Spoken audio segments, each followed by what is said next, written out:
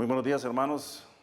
Es para mí un privilegio, es para mí un honor poder compartir con ustedes la palabra de Dios en esta mañana hermosa de domingo.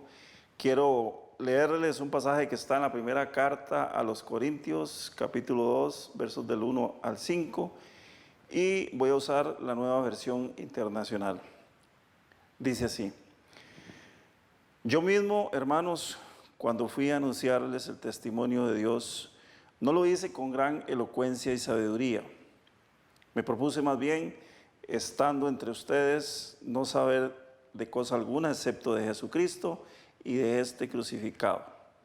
Es más, me presenté ante ustedes con tanta debilidad que temblaba de miedo. No les hablé ni les prediqué con palabras sabias y elocuentes, sino con demostración del poder del Espíritu, para que la fe de ustedes no dependiera de la sabiduría humana, sino del poder de Dios. Cierra esta pequeña porción de la Biblia que acabamos de leer el apóstol Pablo con una muy elocuente disposición de la palabra, haciéndonos entender que definitivamente nuestra fe no debe estar cimentada en ningún tipo de conocimiento, en ningún tipo de sabiduría humana, sino en el poder de Dios. Y esto es precisamente de lo que quiero hablarles. Cuando nosotros nos empeñamos en hablar con palabras de elocuencia y sabiduría, cuando el mundo que nos rodea nos trata de empujarnos a llevar a la gente conocimiento humano y no conocimiento y sabiduría de Dios. Y esto tiene mucho que ver precisamente con la fe, porque dice el verso 5, porque la fe de ustedes, para que la fe de ustedes, no dependiera de la sabiduría humana. La fe, hermanos, bíblicamente hablando, es tener seguridad de lo que estamos esperando. Si tenemos seguridad de lo que estamos esperando, tenemos fe. Y eso se refiere precisamente a nuestro viaje, a nuestra disposición, a nuestra preparación precisamente para la eternidad. Pero también encontramos que, de acuerdo con la palabra de Dios, la fe es sinónimo de estar convencidos acerca de que Dios es real, de que Dios es un Dios real. La religión cristiana, a diferencia de todas las otras religiones, incluso las pseudo-cristianas, no necesitamos una imagen para saber que Dios existe, no necesitamos apoyarnos en ningún tipo de imagen. Nosotros tenemos la fe puesta directamente en Dios y sabemos que Dios es real, que Dios existe. Esa es la razón por la cual nos hemos dispuesto para prepararnos para creer precisamente en el Hijo de Dios, en Jesucristo. Aunque históricamente sabemos que hay toda una revelación acerca de lo que fue Cristo como persona, Cristo como ser humano, cuando Él tomó forma de hombre y vino sobre la tierra, pero esa era la versión humana de Dios. No podemos decir que la imagen de Cristo, por más que la recreen, esa es la imagen de Dios. Recordemos que Dios es un espíritu, y como espíritu muchas veces le atribuimos cualidades humanas, pero no necesariamente son como no las imaginamos. De todas maneras, recordemos que nuestra imaginación muchas veces está muy distante de lo que es la realidad. Así que Dios nos dice en repetidas ocasiones a través de su palabra que los cristianos tenemos que ser testimonio entre la gente que no le conoce a Él. Y esto es algo que repetidamente lo escuchamos. Nos lo predican, nos lo enseñan, lo vemos en las Escrituras. Y yo sé que quizá ya a estas alturas muchos están más que aburridos de estar escuchando este tipo de sermones.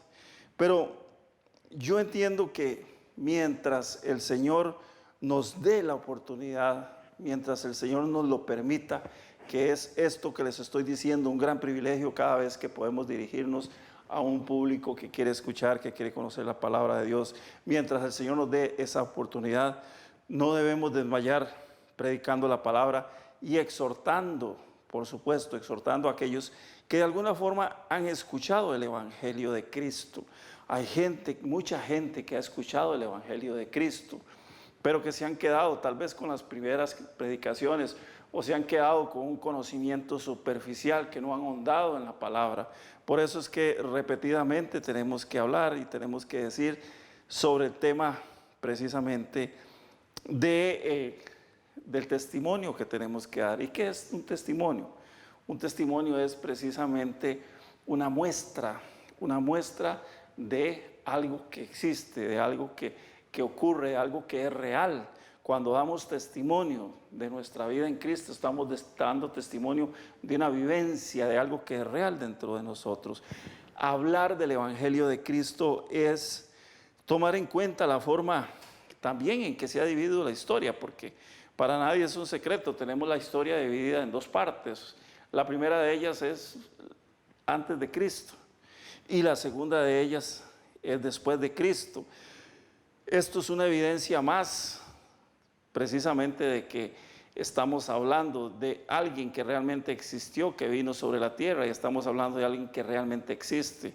Porque cuando creemos en Cristo tenemos que creer en las Escrituras, de la preexistencia de Dios, como nos dice el apóstol Juan cuando escribe el hermoso Evangelio de San Juan, que dice que en el principio era el Verbo, y el Verbo era con Dios, y el Verbo era Dios. Aquí nos está presentando precisamente esas figuras, Dios Padre, Dios Hijo y Dios Espíritu Santo. Y dice, y el Verbo se hizo carne y habitó entre nosotros. Ese Verbo es precisamente Jesucristo.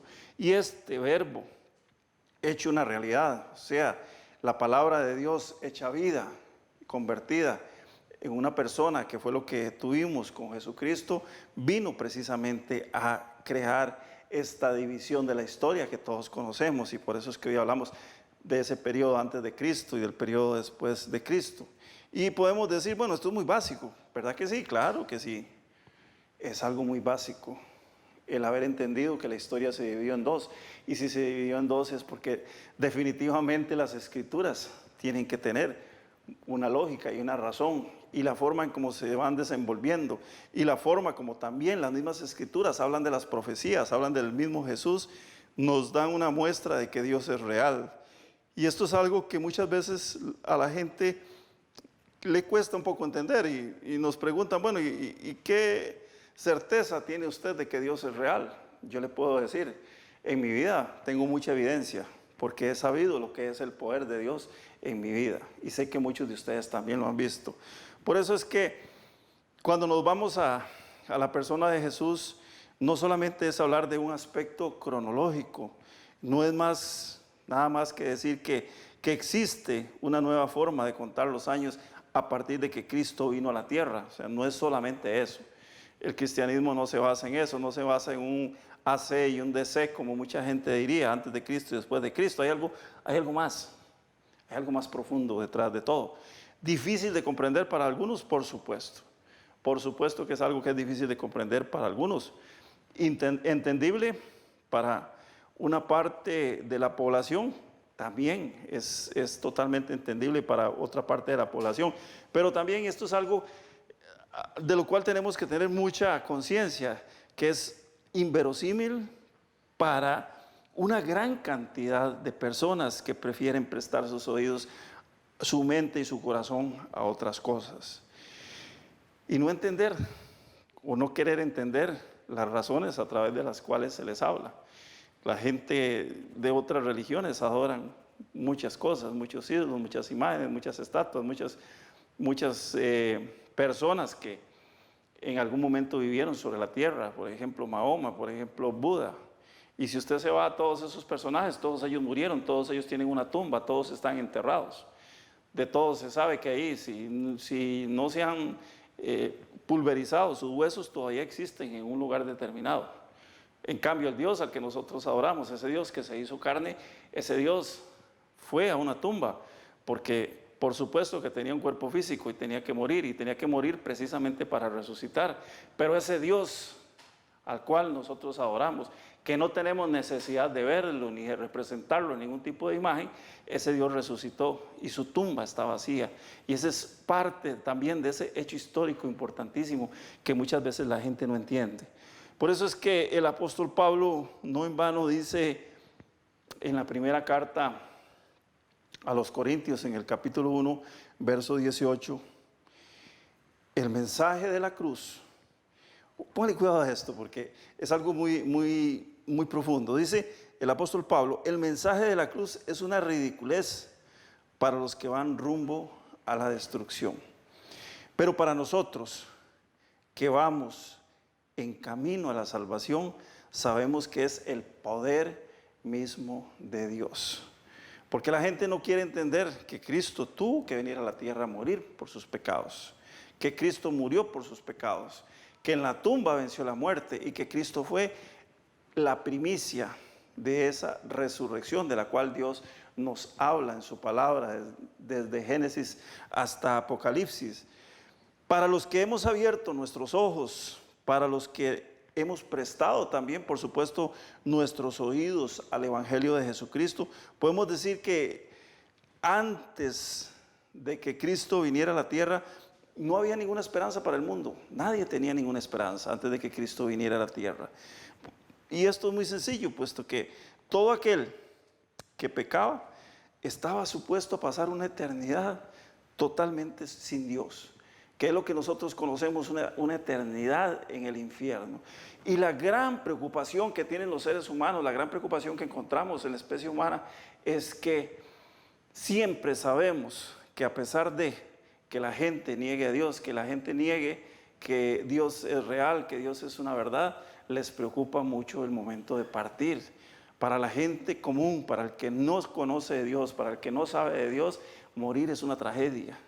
En cambio, para los que somos de Cristo, para los que hemos adquirido esa nacionalidad eterna, esa nacionalidad en el cielo, el morir es un privilegio porque sabemos que vamos a pasar directamente a la presencia del Señor. Y esto es lo que nos hace diferentes a las demás personas.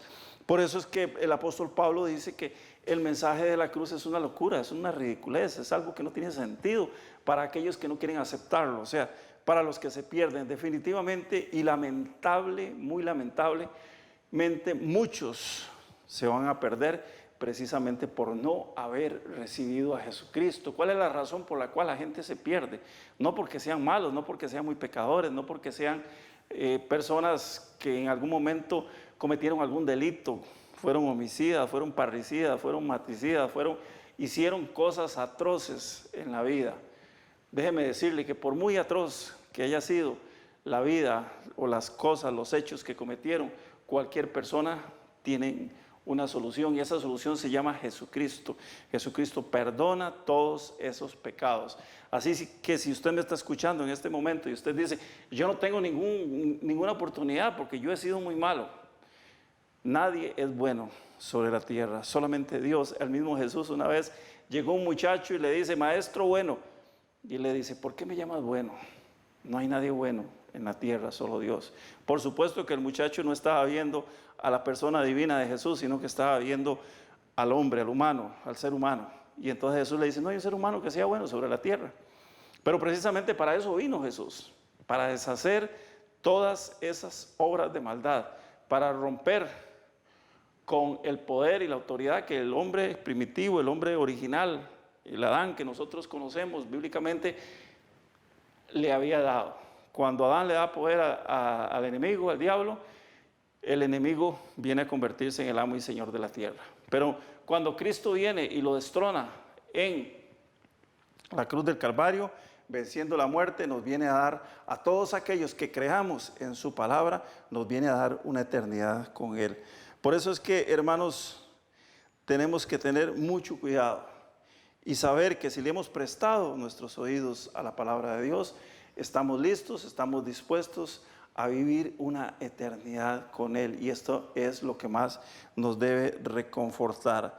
Por eso es que cuando usted lee con detenimiento la palabra, lee el Antiguo Testamento, llega un momento en que Dios dice, no, de esta cuestión está complicada, está fregada. No puedo con el hombre no puede ni nunca va a poder ser salvo. Dios se da cuenta de esto en un momento determinado de la historia y bueno, dice, hay una necesidad de que nosotros, los seres humanos, de que sus hijos por creación, lo que conocemos la creación de Dios, todos los seres humanos, el volumen, la masa de los seres humanos, que habitaban sobre la tierra, necesitan tener una oportunidad mejor, haciendo algo que sí puedan cumplir. ¿Por qué? Porque ya se sabía que con las obras definitivamente nadie iba a poder ser salvo. Nunca, nadie iba a poder ser salvo. Entonces el Señor dice, no, voy a darles una nueva oportunidad. Y esa oportunidad es la razón por la cual Cristo vino a la tierra, vino a cambiar el cumplimiento de las obras, el cumplimiento de todos esos rituales que había que cumplir en la antigua religión judía, la antigua religión hebrea, cumplimiento de obras, cumplimiento de rituales y otra serie de interpretaciones que los sacerdotes, los religiosos, los escribas, los maestros que se denominaban en ese tiempo maestros de la ley, se habían encargado de crear, se habían encargado de formular precisamente para hacer cada vez más gravosa la situación de los que estaban preocupados. El ser humano toda la vida ha estado preocupado por la eternidad. Y esto es por una razón muy sencilla. Dios ha puesto en nosotros un sentimiento de eternidad. Por eso es que cuando llega el momento de partir, cuando llega el momento de la muerte, no nos gusta y nos asustamos y no queremos morirnos. Entonces Dios había permitido la creación de esa ley, pero esa ley era muy gravosa. Ya les digo, la gente que se había encargado de administrar esa ley la hicieron cada vez más y más difícil y más imposible de cumplir. Por eso es que Dios nos enseña a través de su palabra que los que hoy vivimos en esta época, en este tiempo ha sido un tiempo lleno de contrastes, como lo ha sido tal vez toda la historia de la humanidad, pero nunca antes como esta etapa que hemos vivido. Los que entramos en este nuevo siglo XXI, hoy estamos a 22 años de haber iniciado esta travesía, esta aventura. Hoy todos nosotros gozamos de un gran privilegio que el Señor nos ha concedido. Y ese privilegio es que tenemos, los que queremos tenerlo, acceso a un libro al cual usted y yo conocemos como la Biblia, al cual llamamos la Biblia. Ahí se concentra la mayor parte de los escritos conocidos que día a día Dios nos regala para instruirnos. Todos los días la palabra de Dios nos instruye si nosotros nos apegamos a ese libro maravilloso. Y uno de los escritos precisamente que acabamos de leer es el pasaje de la primera carta a los Corintios. Pablo le escribe a una comunidad llamada Corinto. Por eso se llama la carta, hay dos cartas, primera y segunda, se llaman primera y segunda de Corintios, porque está escrita a esa población. Corinto era una de las ciudades precisamente donde el apóstol predica su evangelio, predica el evangelio de Jesucristo.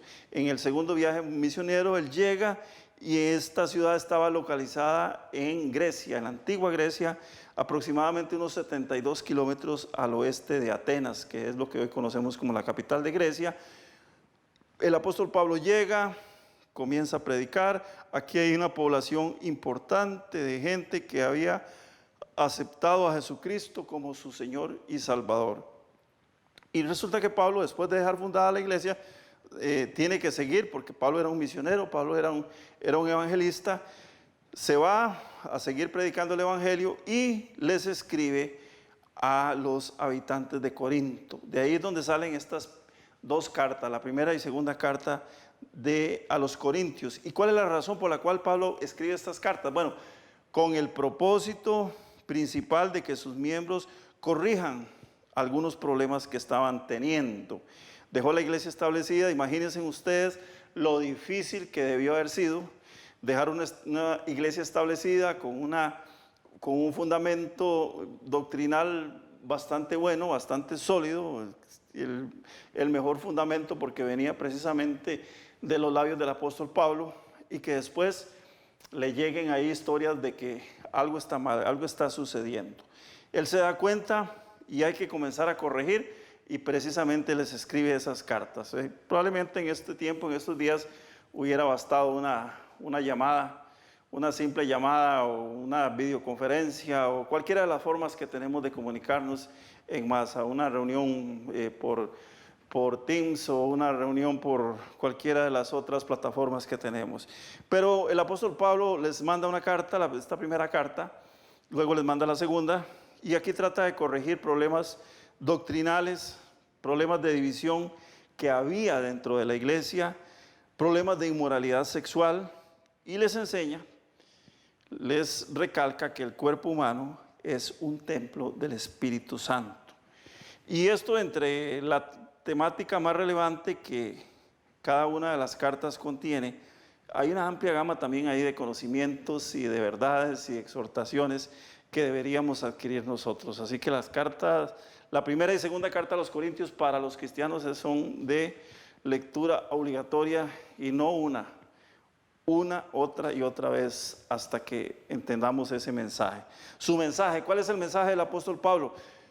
Es un mensaje muy simple, porque nos presenta una verdad en la cual debemos meditar. Nos dice en el verso 1 que leímos: yo mismo, hermanos, cuando fui a anunciarles el testimonio de Dios, no lo hice con gran elocuencia y sabiduría. O sea, ya lo dije al principio, él está diciendo, yo no traté de llegar con mucha labia, como decimos en Costa Rica, con mucha hablada, con mucho cuento. Lo que traté de llevarles a ustedes precisamente algo más importante, y lo dice en el verso 2, me propuse más bien, estando entre ustedes, no saber de cosa alguna, excepto de Jesucristo y este crucificado.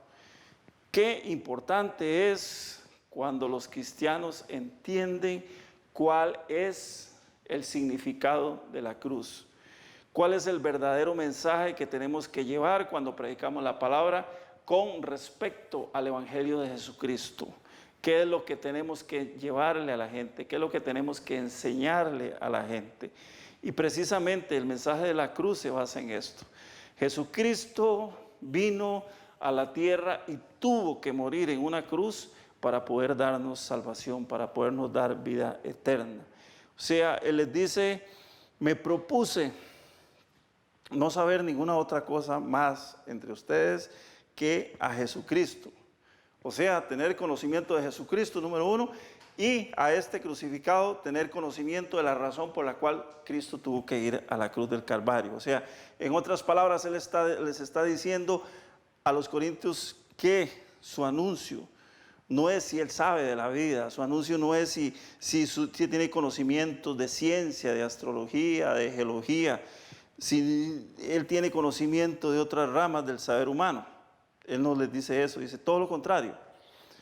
Su testimonio es lo que Él lleva a mostrarle a la gente, un testimonio acerca de Dios, lo que Dios ha hecho en su vida, que es, a fin de cuentas, lo que debería ser de interés nuestro cuando tenemos al frente a alguien que viene para que le prediquemos.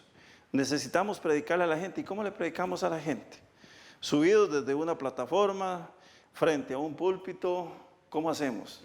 No, la palabra de Dios no da esas fórmulas que los seres humanos hemos adoptado y decimos, es que yo no me puedo subir a una plataforma, yo no puedo estar al frente de un púlpito porque me trago, porque me asusto, porque no puedo hablar, no puedo estar frente a una cámara, porque jamás.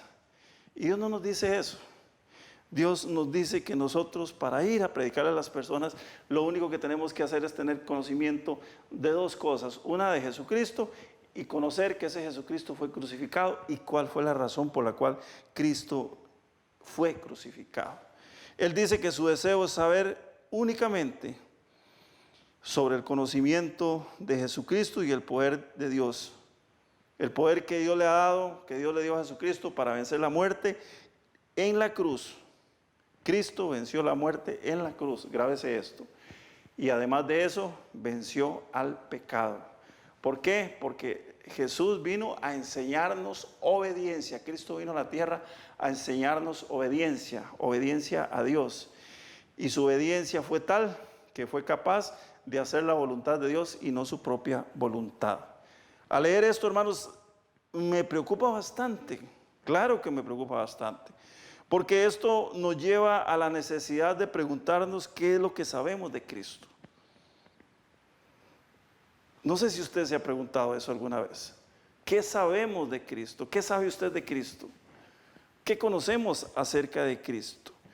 Y algo que es consecuencia de esto que les acabo de decir, ¿qué sabemos de Cristo y cuál es el testimonio que llevamos a las personas que nos escuchan? ¿Ven las personas a Cristo actuando, viviendo, caminando con nosotros, dentro de nosotros? ¿O ven sencillamente a un ser humano que no quiere de ninguna manera doblegarse ante la palabra de Dios? Y esto es uno de los temas que a menudo salen a relucir por ahí, porque la gente dice, mire, ese es un cristiano, digámoslo así, ese es un cristiano, ese es un evangélico. Si eso es ser evangélico, yo no quiero ser eso. ¿Y por qué será que la gente dice eso? Porque precisamente no estamos llevando un testimonio de Cristo vivo dentro de nosotros. No tenemos ese testimonio, no tenemos ese verbo, como dice el apóstol el apóstol Juan en el Evangelio de San Juan, capítulo 1, cuando dice, y aquel verbo se hizo carne. ¿Y dónde es que se hace carne el verbo? En primera instancia se hizo carne en el cuerpo de Jesús, pero cuando nosotros recibimos a Jesucristo como nuestro Señor y Salvador, ese verbo se hace carne en nosotros.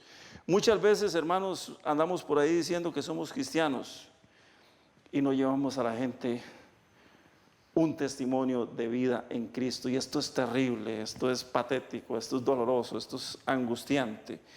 Un punto central, hermanos, de este mensaje es que no debemos usar la sabiduría del mundo para predicar el evangelio.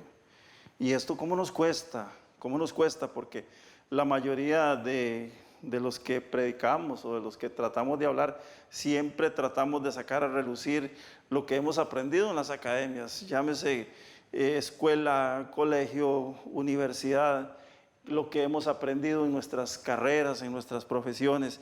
Y dice el apóstol Pablo que eso es lo que menos hay que sacar a relucir. La sabiduría del mundo para predicar el evangelio no se debe usar. Y entonces, ¿qué debemos hacer? Ponga atención a esto. Debemos dejar que sea Dios quien se revele a las demás personas a través de nosotros. ¿Qué somos usted y yo? ¿Qué somos usted y yo? Somos simple y sencillamente los voceros de Dios. Y conste que cuando digo esto, no me refiero únicamente a los que predicamos, porque pareciera ser que hablar de Cristo, hablar del Evangelio, la gente lo ha entendido que le corresponde a los que predican. No, de ninguna manera. Lo estoy hablando de los cristianos en general, de todos los cristianos que hay alrededor del mundo. Cuando dejamos a Dios actuar, cristianos, cuando dejamos a Dios actuar, Él de seguro va a mostrar todo su poder y toda su autoridad. Vea lo que nos dice en el Salmo 46, verso 10. Dice el Señor: quédense quietos, reconozcan que yo soy Dios. Yo seré exaltado entre las naciones, yo seré enaltecido en la tierra. Aquí no está diciendo el Señor que si usted reconoce a Dios, usted va a ser exaltado. El Señor dice que si usted se queda quieto, que si usted conoce a Dios, Dios va a ser exaltado y reconocido entre las naciones. Es Dios, no la persona del ser humano, la que va a ser exaltada ni la que va a ser reconocida. El problema, hermanos, es que los seres humanos siempre andamos por ahí tratando de que se nos reconozca algo, de que la gente vea en nosotros algo, y algo que haga relucir nuestra personalidad en el mundo, no algo que nos haga representar como hijos de Dios. Pero el Señor nos dice: no hagan nada, dejen todo eso en mis manos y yo mismo lo haré.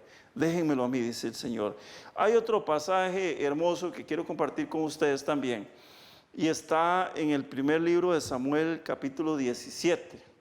Primer libro de Samuel, capítulo 17. Me imagino que ya todos saben por dónde vamos, de qué es lo que vamos a hablar.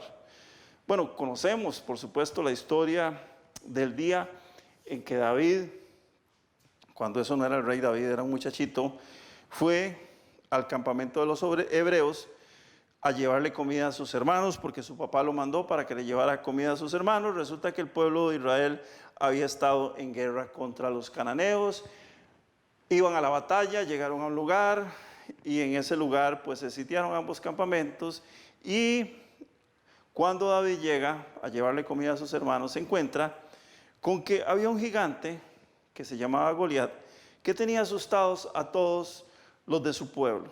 Todos los días salía, insultaba, les pedía que nombraran a alguien para que fuera a pelear con él, que si esa persona los vencía, los filisteos serían esclavos del pueblo de Israel, pero que si él vencía a esa persona, el pueblo de Israel sería esclavo de los filisteos, y por supuesto que el pueblo de Israel le daba mucho temor eso.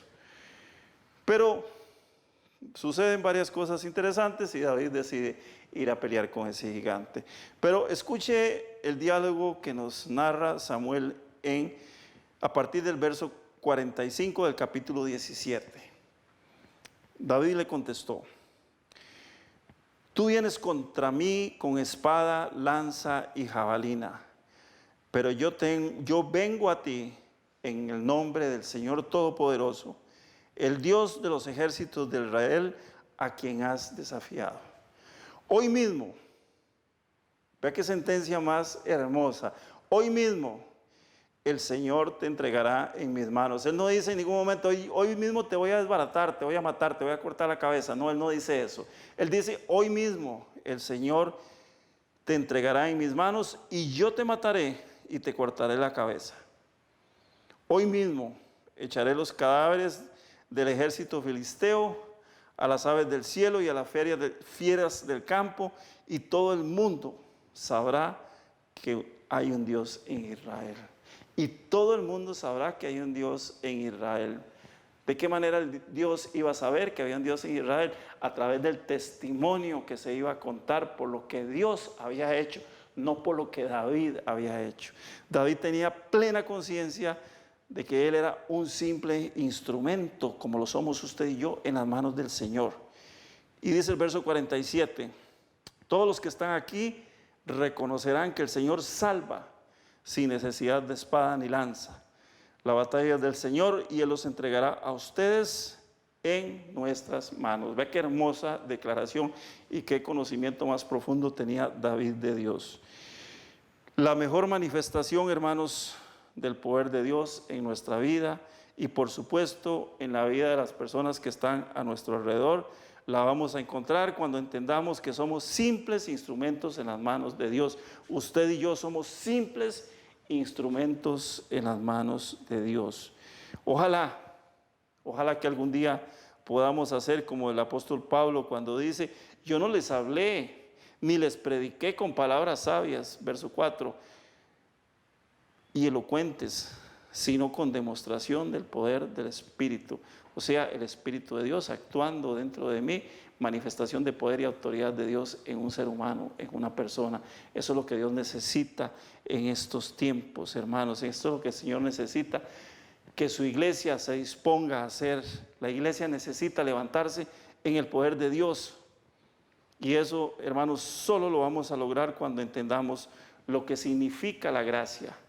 Es decir, el mensaje de la cruz puro y simple, como lo expuso el Señor Jesucristo cuando estuvo en la cruz del Calvario, cuando voluntariamente Él subió a morir por usted y por mí, a pagar por nuestros pecados y a demostrar que cuando un ser humano se dispone, hay poder de Dios. Así que, hermanos, la próxima vez que usted pretenda ir a alguien, hablarle con palabras de elocuencia, con palabras de sabiduría humana, dígale al Señor, Señor, yo quiero ser un instrumento en tus manos. Yo quiero ir con el mensaje de la cruz puro y simple y conocer a Jesucristo y a Jesucristo crucificado. ¿Cuál fue el motivo verdadero por el cual Jesús fue a la cruz del Calvario? Y eso es lo que voy a llevar a la gente. Así que, hermanos, en este día, muy agradecido con el Señor de haber podido compartir con ustedes esta palabra y que la paz de Dios, que sobrepasa todo entendimiento, le guarde. Y recuerde esto, iglesia, Cristo viene pronto. Muchas bendiciones.